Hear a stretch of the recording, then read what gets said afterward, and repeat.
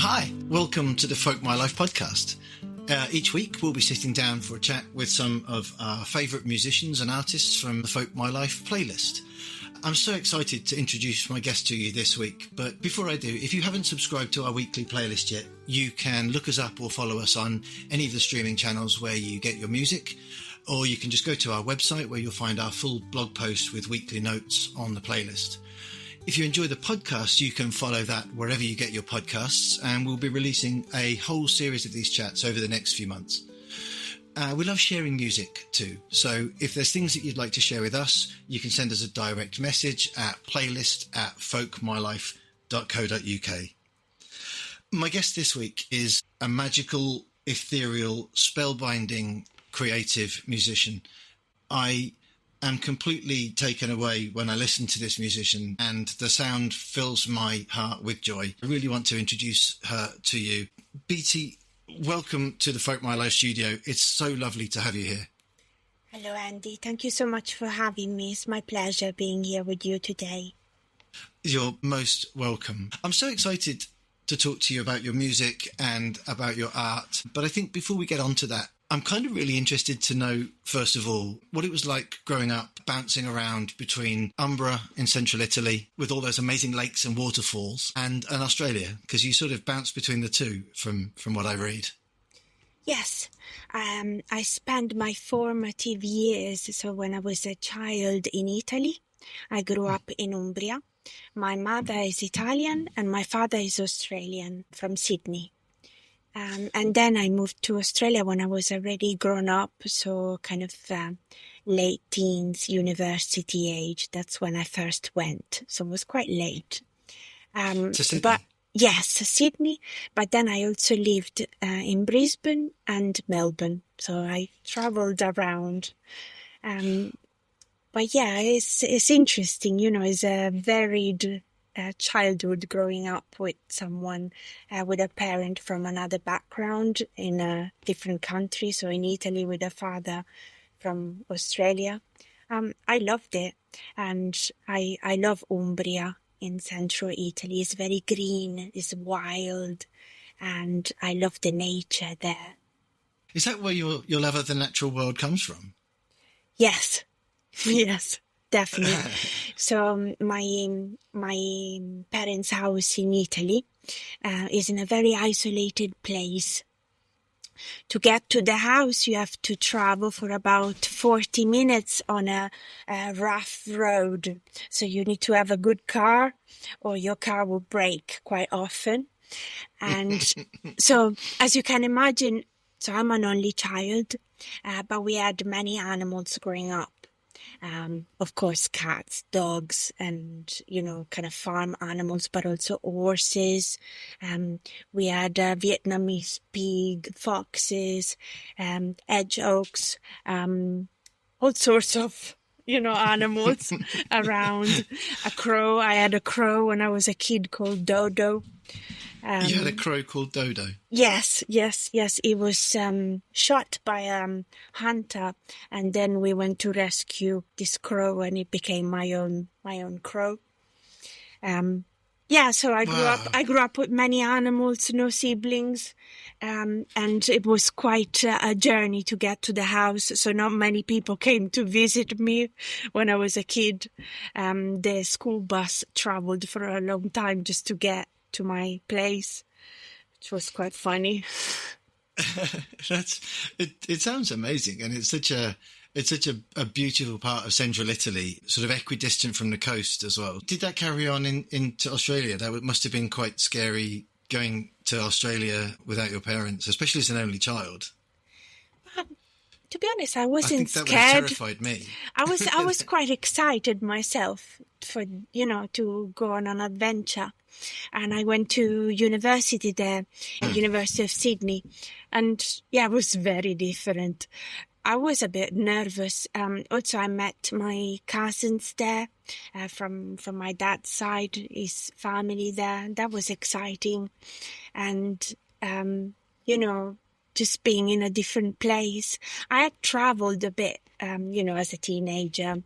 I had been to London already. But never lived in a different place for a long time. So that was my first experience being somewhere else. I didn't stay there just because it's a bit too far from Italy, from my parents.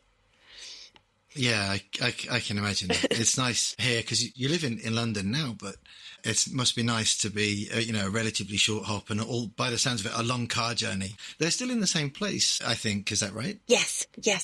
So my parents lived in the same spot all the time. I mean, at least since I remember. That's a lovely place to have roots. And is your father is an artist too? Yeah. Is that right? Yeah, my father is a visual artist. He makes sculptures in marble and wood, and drawings in pencil drawing. And he's called Bity Booker. And people can check out his work online.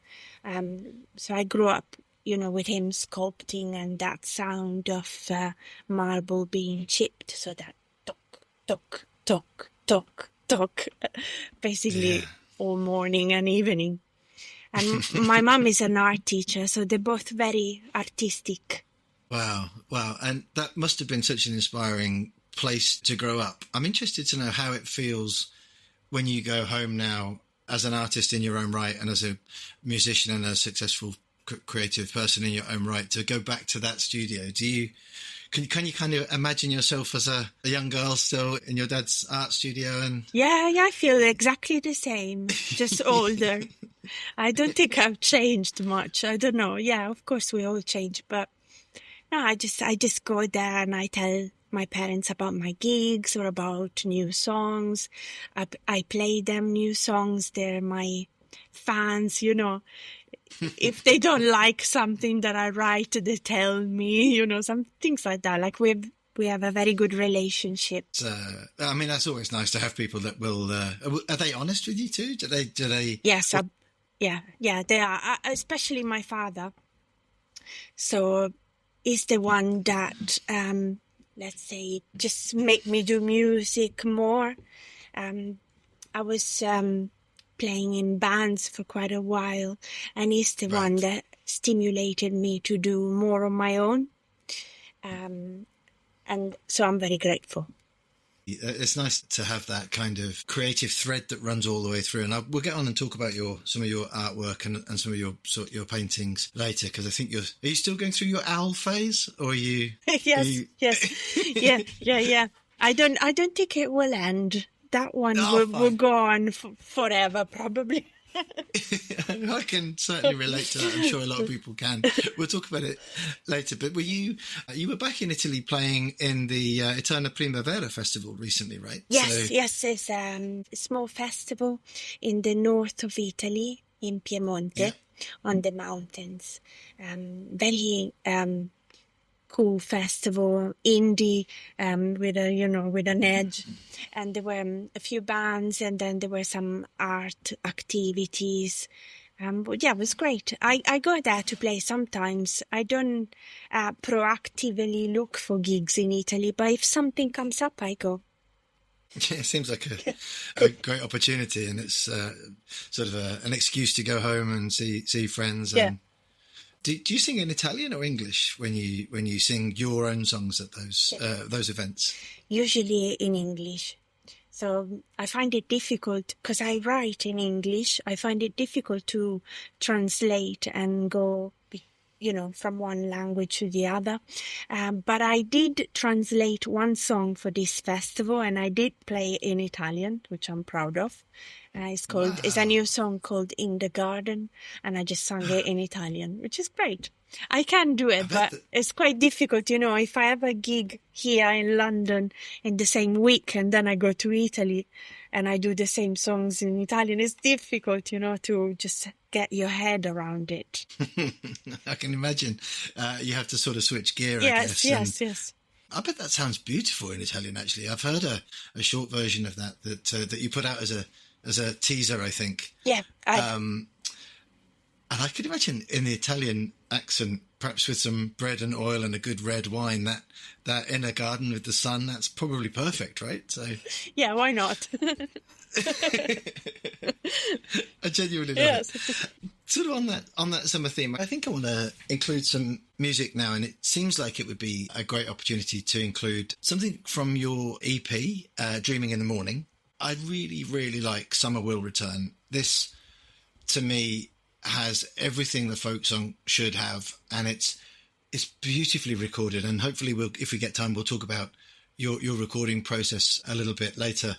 So this is from the EP, Dreaming in the Morning. This is Bity Booker with Summer Will Return. When the sky is grey,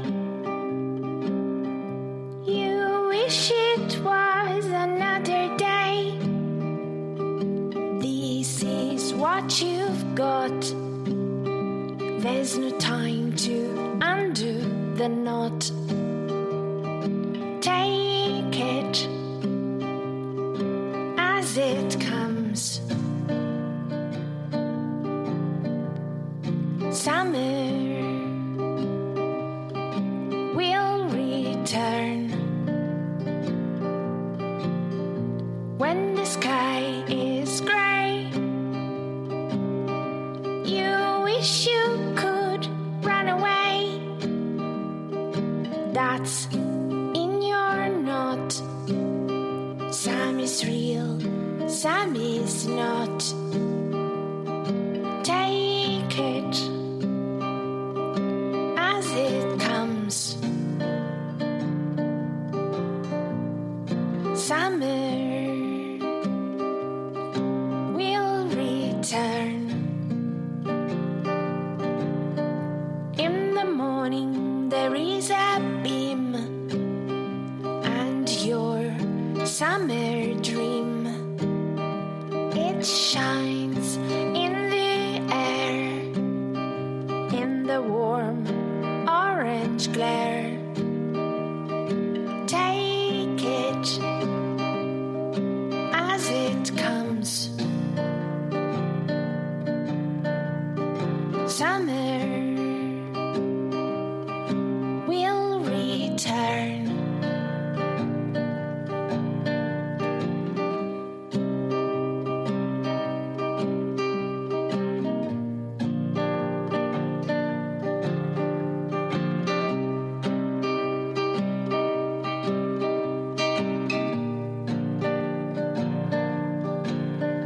In the evening you wonder, is it already summer? It shines in the air, in the warm orange glare. Take it as it comes. Summer will return.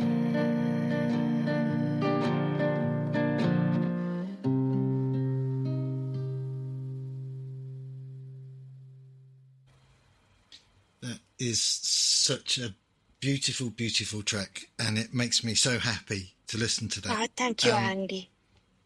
It's okay. When I listen to it, I kind of imagine being at the end of a harvest, kind of having, cheese and wine. That's the end of the farming season, and just wondering when the summer's going to come around again. But I've seen a few videos of you performing that live, and I've noticed you have a tendency to close your eyes when you sing that song live. Yes, it's true. Yes, it's true. I do that. I'm wondering where you are when you're singing that song live. I think definitely in the countryside.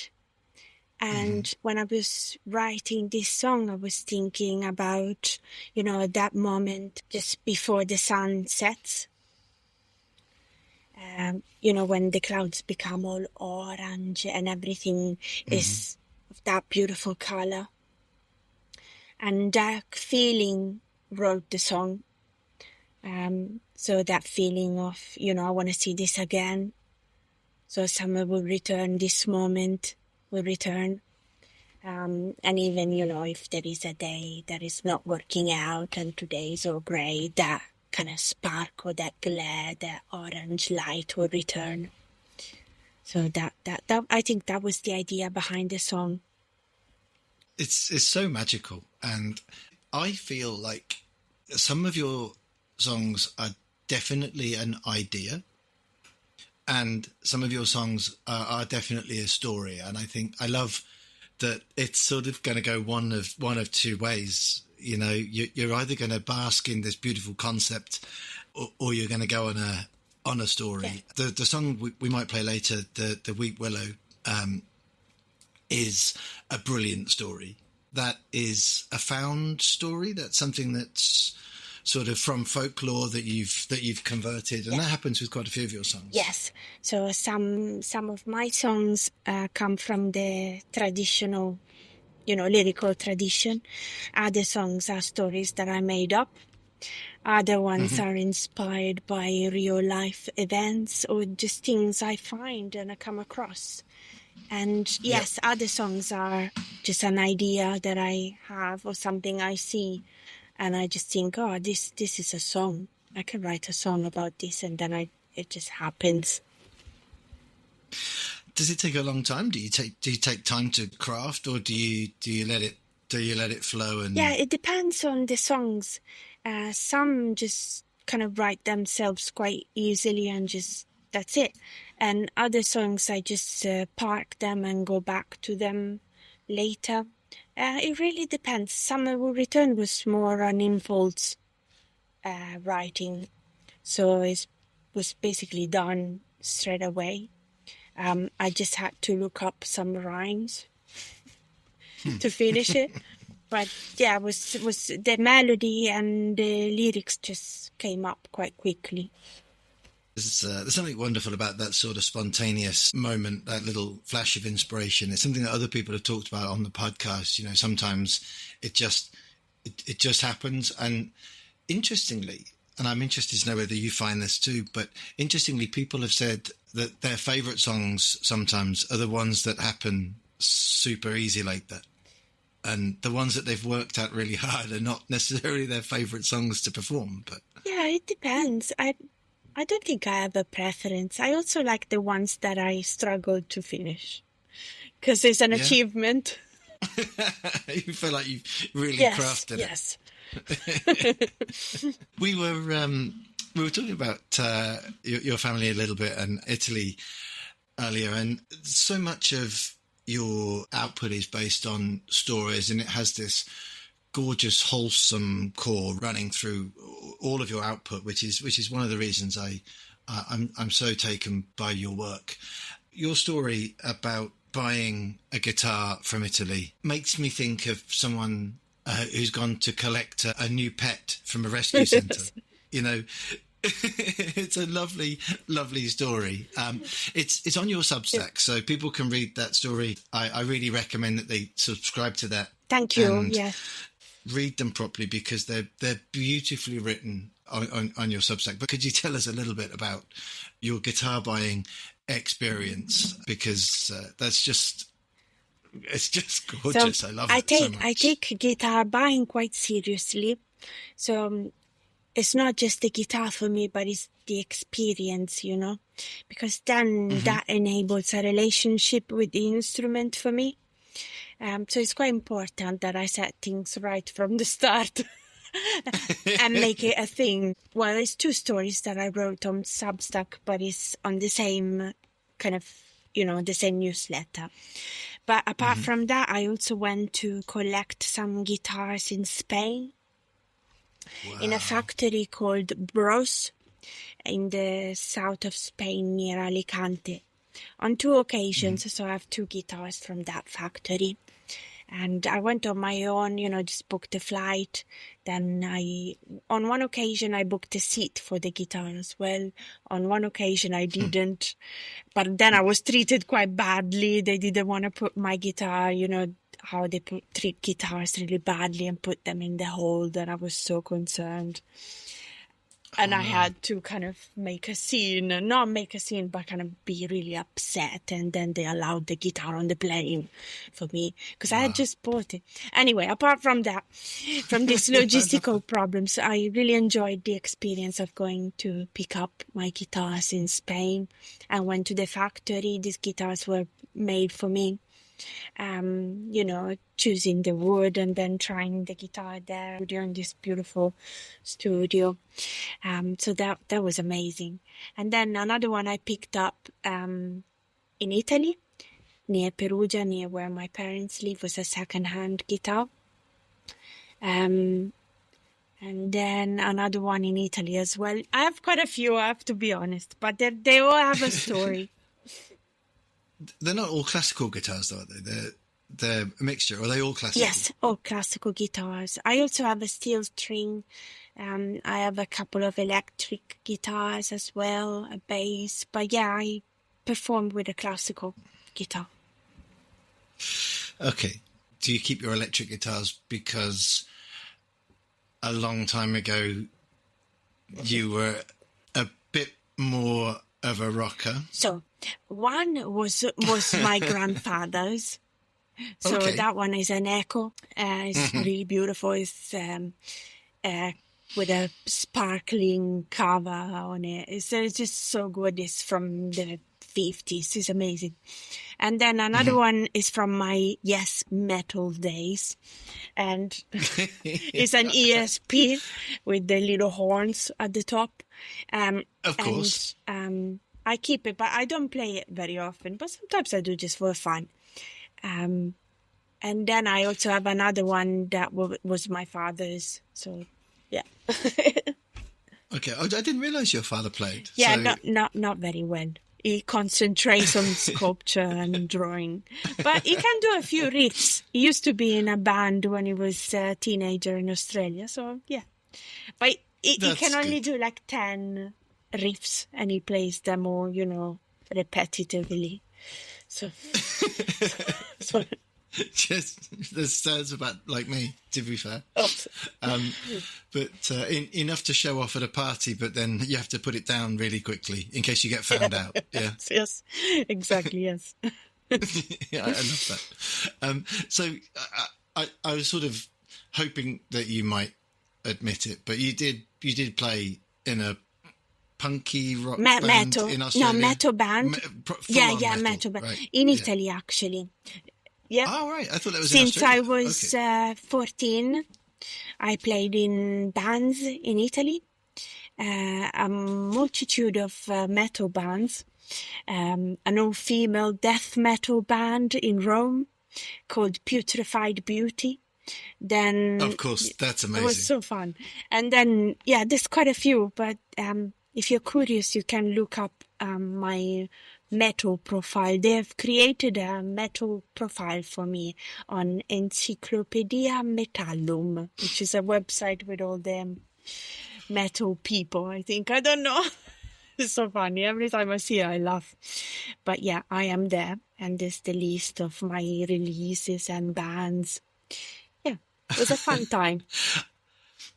So would you sneak in one of those songs in the album that I think you're thinking about recording, like right in the middle of this beautiful pastoral music box, sepia-toned, gorgeous album that you're working on, and just sneak one of those right in the middle, after a song about a robin? Maybe. I did think about it a few times. I would not say anything, but you never know. I'm sort of teasing, but I love the journey that people take to get to where they are, and I think the confidence in your sound that you obviously have, for me, puts you in the category of people like Joanna Newsom or the Wainwrights of the world, people who absolutely know how they want to sound and absolutely know what they want in their recording. And I was sort of pleased and heartbroken at the same time to read that you'd not had a great studio experience recently, because let me explain. Pleased because I always have felt that you totally understand what your music has to be, and rebelling against what a studio wants your music to sound like is really brave. Yes. Yeah, the difficult part about it, obviously, is that I spent money, paying for the studio sessions. But I mean, thankfully it wasn't that expensive because I wouldn't choose a studio that is very expensive. I wanted to try something different. I have recorded in studios in the past, of course, because I had many experiences. But I find that recording on my own is really the best for me to achieve a sound that I'm proud of and I like listening to. It's different. It just works better for me.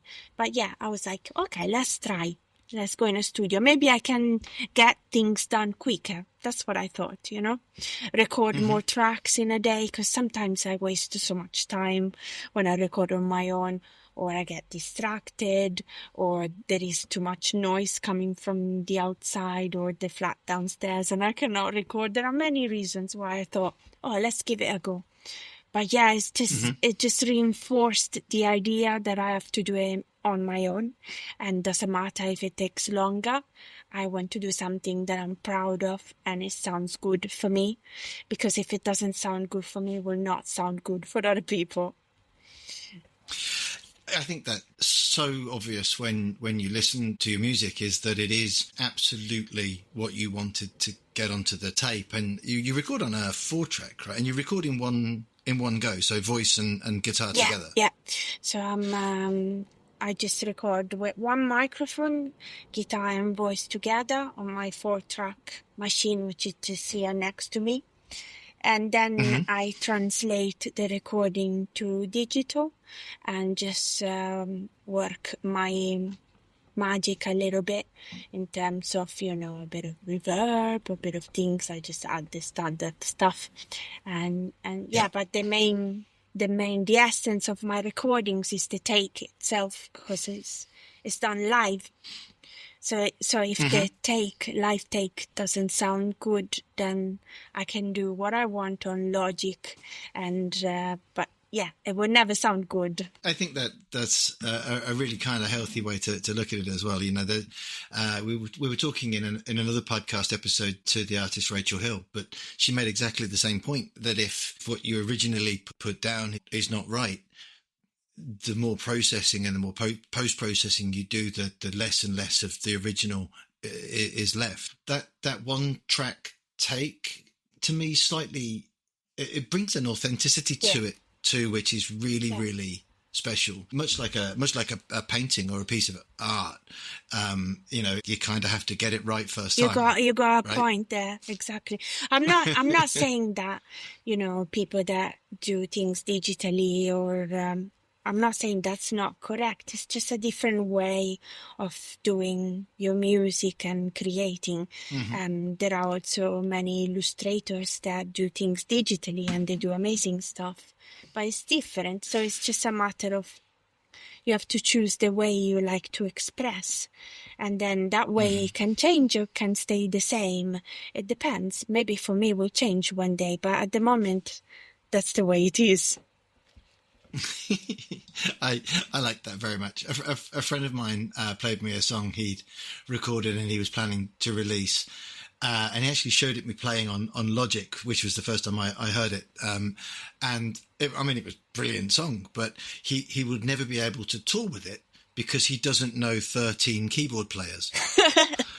Do you see my point? You sort of watch the song playing on Logic and like that. I mean, it's great, but there's a lot going on here that you can't do live. Yeah, right? that's important to me, to be able to sound as I record.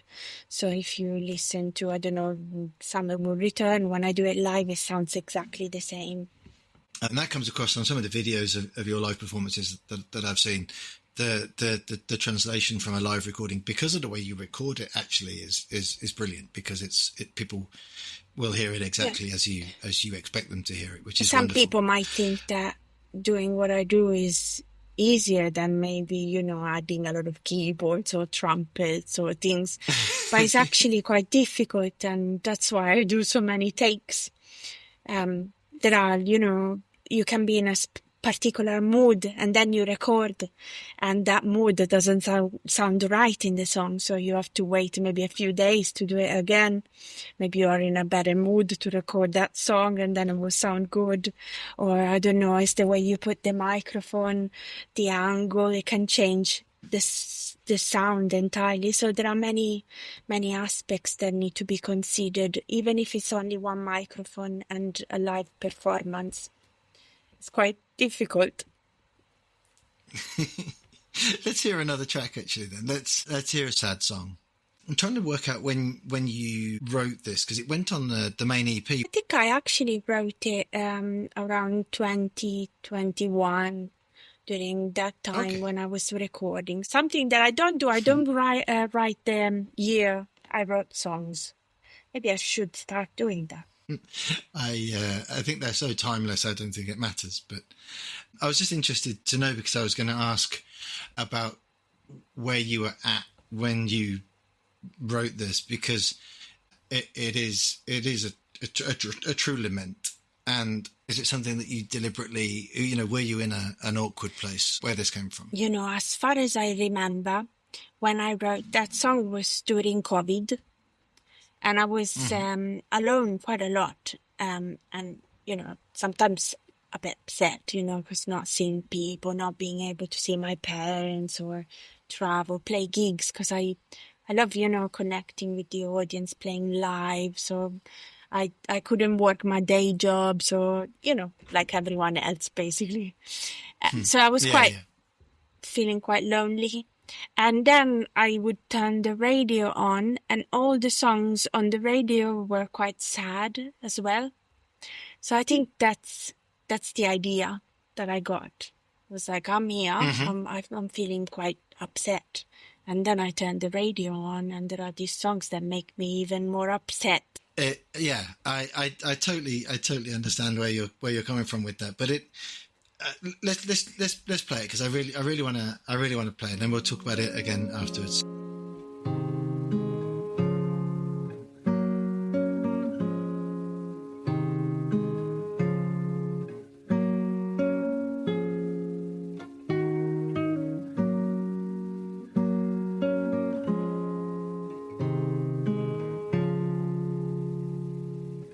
Play a sad song, you will cry. Play a sad song, you will smile. A song to remember, a song to forget. We all have a sad song. Are you happy, happy alone? Turn the radio on, sad song. Play a sad song in the morning. Play a sad song in the night. A song for the sunrise, a song for the dawn. We all have a sad song. Are you happy, happy alone? Turn the radio on, sad song. Play a sad song, the sky is blue. Play a sad song for me and you. A song so bitter, a song so sweet. We all have a sad song. Are you happy, happy alone? Turn the radio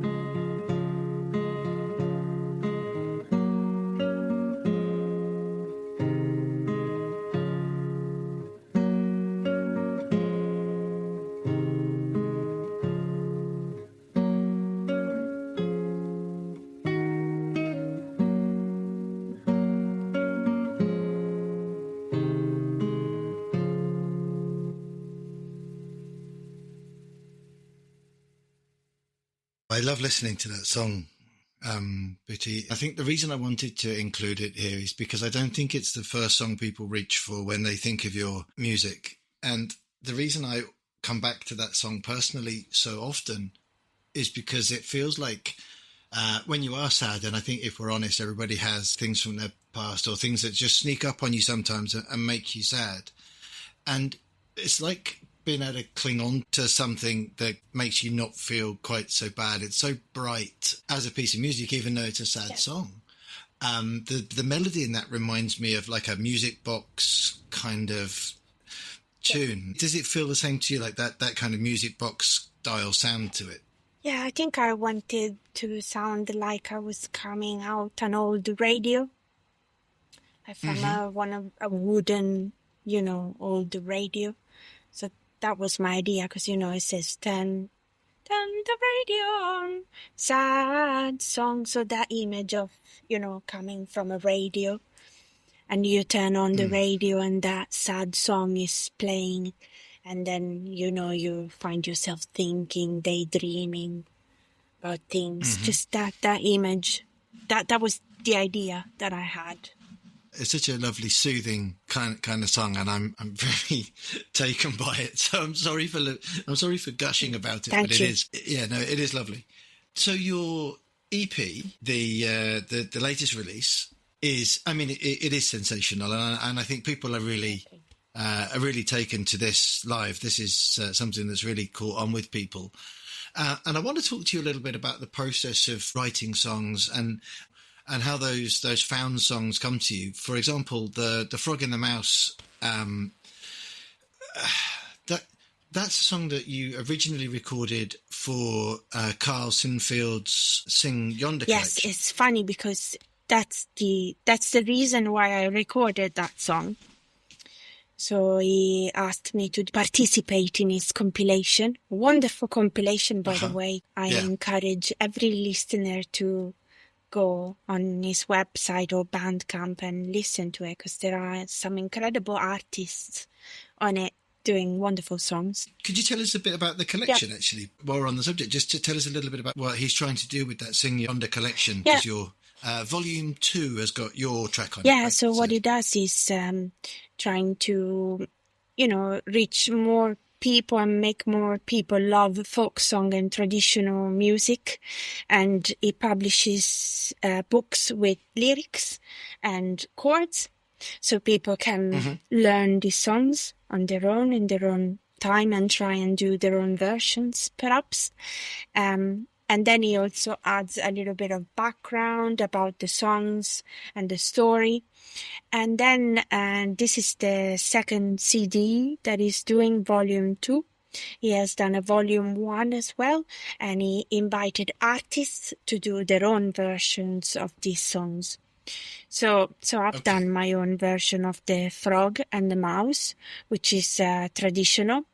Many people have done their own versions, but not so many recorded that I found. There are some versions that only have the melody, such as the American tune Kimchi Kimchi-o, which is quite similar as a tune to my version, but obviously different. And then there is Pete Seeger. He made a version as well. There's something lovely about songs not just passed down, but passed around through the folk scene. And the amount of people in those early live recordings from the folk revival where they say, this is a song I learned from Pete Seeger, and Pete Seeger's saying, well, here's a song I learned from Cisco Houston. Yeah. And, these things get passed around all over the place. And I love the idea of these things being sort of passed on, and someone puts a new wrapping on it and passes it on to the next person. So, totally, yeah. And I added my stamp to it because I changed the lyrics quite a bit. I removed some parts that were a bit bloody and gruesome. I changed a lot of words, cut. I cleaned it a bit because there were a bit too many words that I didn't need. I made my own and changed the melody as well. but as a piece now, and I hope it gets included in children's playlists up and down the country, because it's the sort of gateway to folk music that children should get. And it isn't a children's song. I'm not saying it's a children's song, but it's such an accessible song for young people because of the subject matter and because of the story, and because you have cleaned it up. It is quite a gruesome tale, and I mean, you finish with funeral bells, and it's quite haunting at the end, but it's not quite as gruesome as some of the other versions of it I've heard, which is smart on your part. I think it's got that lovely balance. But I love some of the other songs that you've collected over the years. You do a beautiful version of Black Dress, the old John Niles song. I love that song. I'm interested to know why you chose Black Dress out of his collection as something for you, because it's such an operatic original. I do quite a few John Jacob Niles songs or his own kind of collected folk songs. So that's not the only one. I do the Black Dress, The Lass from the Low Country, Go Away from My Window, Little Black Star. There's more as well than all. I need to look at my songbook, but I do quite a few. I actually thought about recording an EP with these songs as well, because they're so important for me. His repertoire has been quite important to me over the years. Well, I was going to ask about that. Is that something that you've grown up with, listening to Niles? Like, where did that influence for you first come from? Because I think the first time was when I saw him singing in a Bob Dylan documentary. At some point in the documentary, you see Bob Dylan talking about John Jacob Niles and how he was an influence to him. And then you see this old man singing with like a huge mouth and singing like a soprano, like a woman voice soprano. And it's like, go away, moving his mouth so much. And I thought that is so cool. And then I just started listening to him a lot. I think I've listened to every single song he ever recorded, at least the ones I could find. At some point, I want to travel to the US to visit the John Jacob Niles Center. I want to go there because there are even more recordings there. Clearly, you have to have a gig there. I could organize something. Yeah, for sure. I'd love to. Yeah. Even if you just stand outside and sing Black Dress in the car park, that's you have to make that happen. We'll try my best. It's wonderful. So that sort of tradition of kind of finding those old stories. The Weep Willow Tree was a famous story about a ship.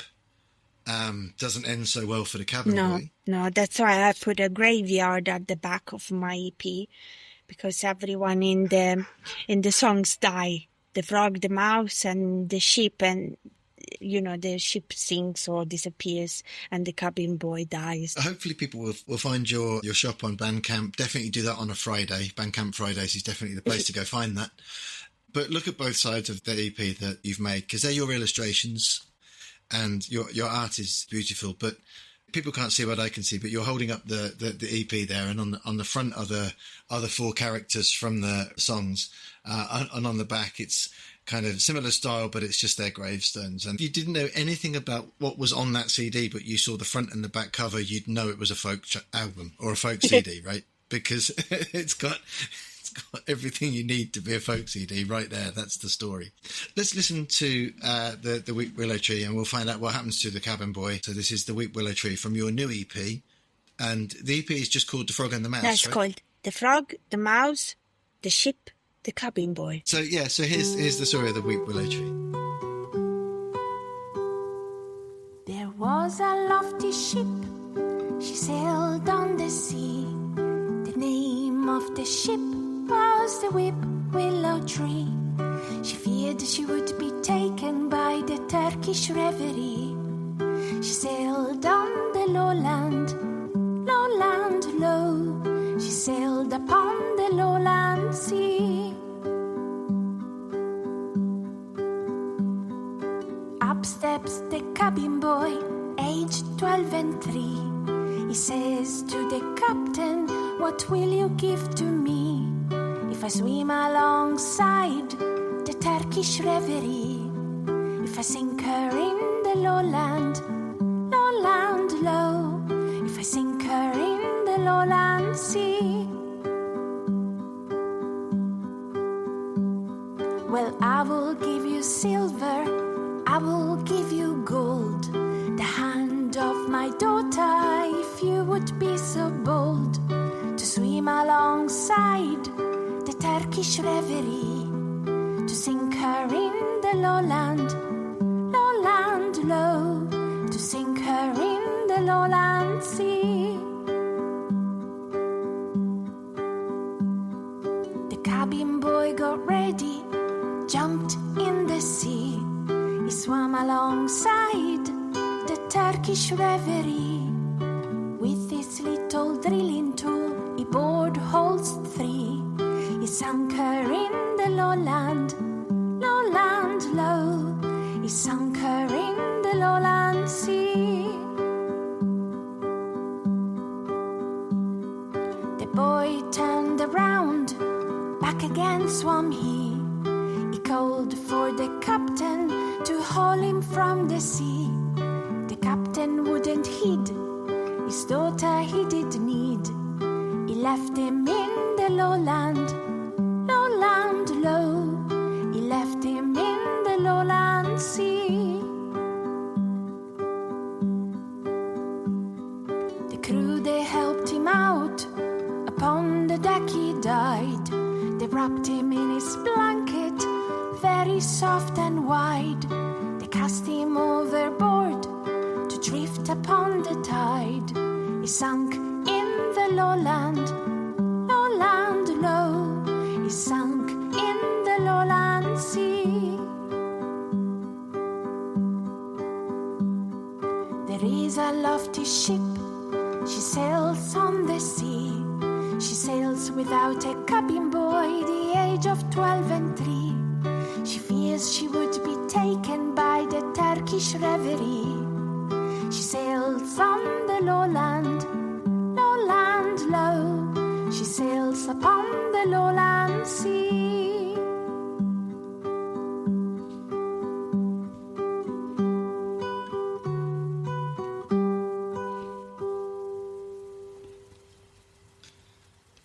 That is beautifully crafted. Thank you, Anne. Beautifully Thank you. crafted. I'm so happy you like it. I hope everybody loves it. It's one of those songs that when I tell people that they should listen to your music, I tell people that's where they should start, because it's such a beautiful gateway to your storytelling and to the adventure in your songs. It's so lovely. You must be really proud of it too. I wish people could see what I could see while we were recording this, but I can see you with this great big grin, and you seem like you're really proud of it. I like it. It's funny because I did not release it, but then, yeah, I know, right? But now I love it. So initially I was doing only the Frog and the Mouse, and then I thought, but I have this recording. I have so many recordings, and I was listening to this one, and I was like, I really like it. So yes, I decided to release it, which I'm happy I did. I think everybody is, yeah. So the new album is, have you officially started, or you're planning that at the moment? Are you collecting material for that now, or do you actually have the shape of that album ready in your mind? I have the material and the shape. I have a lot of material, and I want to put it down the best way I can, because there are some songs that are older and I haven't recorded. And when I do gigs, people really ask me, so when do you do, a CD with this one or this one or this one? I want them all together now. So that's what I'm doing. Like a family. I want to do, my idea is to do a chunky Bity Booker album. So that's what I'm doing. I'm doing a chunky Bity Booker album. So it's going to have many songs, and they're all going to be together, happy. That's Perfect. I absolutely love it. And how long are you going to make us wait for this? That I don't know. I don't put that lines on myself. Otherwise, it will end up the same way as when I went in the studio. I just see how I go, but hopefully, a year or something like that. I think is realistic. Yeah, I can't wait, and I'm sure a lot of the people who love your music can't wait either. So I briefly want to talk about your art and your artwork, because you paint as well. You paint in found frames usually. Where does the inspiration for that come from? Is that a constant thing that's always out, or is it something that you think today is a painting day? You know what? I draw all the time. Even I have a day job as well as being a musician. And when the day job is quiet, I draw, when there is a moment when I can draw. Lunchtime, I draw. In the evening, sometimes, even if I watch TV or, I draw. So I spend a lot of time drawing. When I wait, usually I draw. But also, when I play music, I do a bit of playing, then I do a bit of drawing, then I put my guitar there, then I draw, then I sing a bit, then if I get tired, I draw. So I do a bit of both. I'm quite flexible in my approach. I don't do like, days when I only do one thing. I usually do a bit of everything. But I like to put the two together by illustrating my songs. So I made 3 songbooks. One for the mouse song is another song about a mouse that maybe you haven't heard. It's a story about a mouse that I wrote. And then Parrots in London is another song I wrote about the parakeets that live in London. And then that's a beautiful song. And then another one about the crow song. So I made these little booklets where people can read the words and look at my images. They are gorgeous, and they're also available on your Bandcamp, yes, right? or at my gigs. I always bring them at my gigs as well. I hope that people get the chance to see them, because they really are something special. So I'm going to ask you for some song recommendations, and I'll be generous and let you choose John Jacob Niles again. Yes. Maybe you want to include one? Yeah. You'd have to, I suppose. So at the moment, I am obsessed by Bare Lives. I really like Bare Lives, especially a video of him playing a Swedish concert, and it's such a great gig. So there's only him with his guitar, classical guitar, and then there is also like a background band or / orchestra playing in the background sometimes. But I love it. I'm obsessed by it. I watched it. I think I watched it today once this morning while I was working. Brilliant. I just let it play in the background. I think it's so good. I'm going to have to explore him, because I only know a few of his songs as Christmas songs. Yeah, there's a lot there. There's a lot to Bare Lives. I think it's great. I like his singing style. And I like his songs when it's just acoustic, so just guitar and voice. And of course, his version of Ghost Riders in the Sky. Did I hear from somebody that you occasionally cover Ghost Riders in the Sky? I do a version, yes. It was recently requested at one of my gigs, at the Green Note in April. To give it its full title, your sellout gig at the Green Note. Yeah, it's true. It was a sellout, it's true. With Liz Overs as well. It's true. Thank you. Yeah. I managed to do Ghost Riders in the Sky. I wasn't sure if I would remember the words, but I did. I'm so angry I missed it. I couldn't get a ticket. Next time, you will come to the next launch that I do, hopefully. Absolutely, yeah. Yes, the chunky Bity Booker album. Absolutely. I love it. So we've got Bare Lives. Can you pick a song for me from John Jacob Niles that we can include? Little Black Star. Little Black Star. Okay. Maybe we'll put your black dress and that together on the playlist, and we'll put them side by side. That's wonderful. Anything from your collection that you think people should be? What would be the song that you'd like people to hear most from your collection? That's a difficult one. At the moment, I like the crow. I like playing it because I like people's faces when I play it. I always introduce it by telling the story of how I wrote the song, which is basically I was walking home one evening and there was a crow on a tree, and the crow looked at me and said, "Wah, wah." And then I went home and wrote the song. And then when I play it, it's a mysterious, a bit dark, I was listening to it this morning, preparing for today, and I listened to it twice. I was on the tube. I would advise it's not a song to listen to on the underground. Just putting that out there. But still, okay. So yeah, we'll include those in the playlist for you. And I always like to finish these conversations by asking people for a folk my life moment. Yeah. I have quite a few folk my life moments. Being an independent artist, you get quite a collection of little experiences and adventures. Yeah. I was thinking about it, and one that came up is when I went to play a gig, and was a gig with multiple artists on the bill, and I waited there the entire evening to play, and I was tuning my guitar, I was getting ready, quite excited, really looking forward to it because there were many people and I was sure people would have loved my songs. And then the host kept postponing my slot.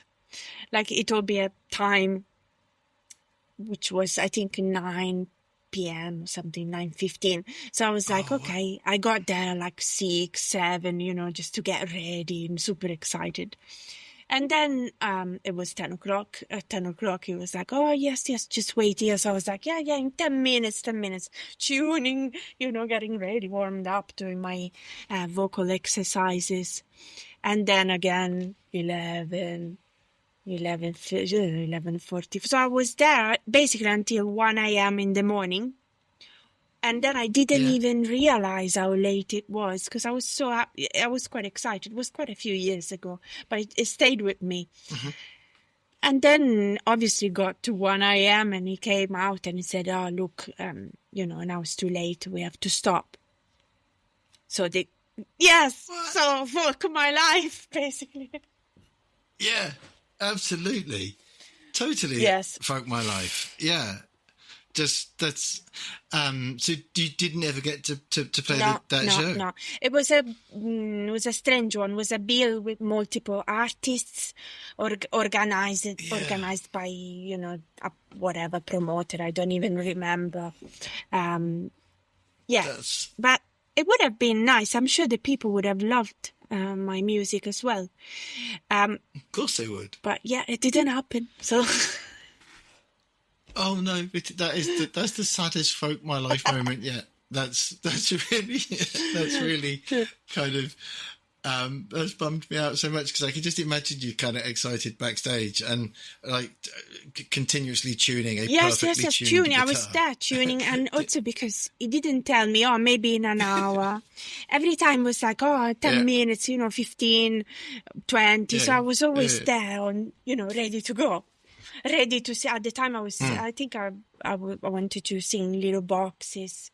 Is a Malvina Reynolds song that I do a lot. That's a great song. Do you cover that? Yes. It's one of my top covers, let's say. the ones that people love when I do. That would suit your voice perfectly. Next when you come to my gig, I'll make sure I do it. That'd be so great. I wanted to do that song and the Mouse song. This other song that is quite funny that I have. I still remember that I was practicing the Mouse song and Little Boxes, backstage. And the other performers were looking at me like, why are you still here? Are you not playing? That's so sad. Oh, Bity, thank you so much for talking to us and for spending so much of your time with us. I'm so grateful for the chat. Thank you for inviting me, Andy. You're most welcome. Before you go, just give us a plug. Where can we find your Bandcamp and where can we find your website? You have a beautiful website with your art and illustrations on. Thank you. So it's bitybooker.com. That's my website, and there you can find the links to all my pages, Bandcamp, social media, Spotify. You know, I'm out there, so just type my name on Google and you will find my work, I'm sure. That's Bity, one T, because it comes from Beatrice. That's lovely. And your gig list is on there too, so we can find out where you're playing. We can get tickets there too. Yeah, there is a gigs section. I like to organize my own gigs, and I put a lot of care into promoting my own gigs and organizing. So I don't have any of those special gigs coming up. I call them special when they are organized by me personally. But I have a few, ones coming up, a few folk clubs things, and yeah. But I'll let you know when I do a special gig. Absolutely. Well, that'd be great. And we'll make sure all of that information gets included when the podcast goes out and your selections for the playlist. So thank you so much, Bity Booker, for spending some time with me. It's been amazing. Thank you, Andy. Bye-bye. Thank you so much. So there you go. That just wraps up my conversation with Bity Booker. What a gorgeous, gorgeous human, and what an amazing artist and musician. I am so thrilled that you managed to hear us and have us spend some time with us. Thank you for sticking around to the end. Please subscribe where you can, follow where you can, tell your friends about us. You can like or comment on the podcast wherever you get your normal podcasts. Make sure you subscribe and follow us there. Thank you so much, and I will see you soon. Take care. Thanks a lot.